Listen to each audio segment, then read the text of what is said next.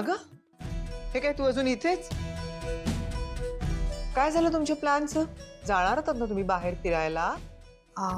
हो, म्हणजे नंतर कधीतरी जाऊ. का? काय झालं आता? लीला, कशी ग तू अशी? जाऊ दे बाबा, आता तुला मी कधीच काही सांगणार नाही. पार्टनर मानतेस ना तू याला?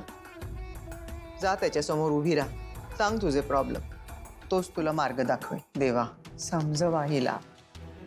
हे बघ लीला, तू अभिरामवर अगदी मनापासून प्रेम करतेस, बरोबर आहे? एक न एक दिवस तो देखील तुझ्यावर प्रेम करेल, तुझ्या मनातलं तो जाणून घेईल. मित्र मानतेस ना तू त्याला? मग हक्कानं कधी सांगणार त्याला, आज मला तुमच्या सोबत फिरायला जावंसं वाटतंय? कधी सांगणार?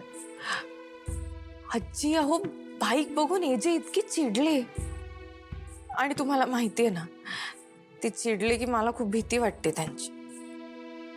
लीला, अशीच तू जर अभिरामला भीत राहिलीस तर तुझा संसार कसा होणार? बोल तुझ्या पार्टनर सोबत, विचार त्याला, मार्ग दाखवेल तोच. जा. आता मी काही बोलणार नाही बाबा, तू बघ.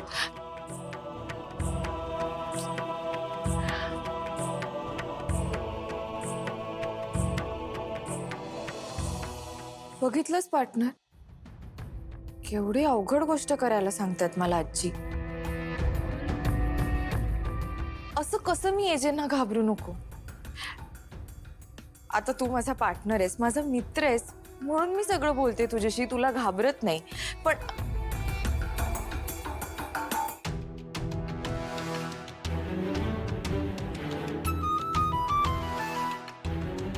पण एजे पण तर माझे मित्र आहेत.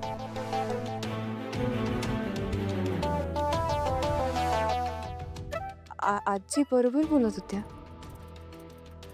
मला त्यांना असं घाबरून चालणार नाही.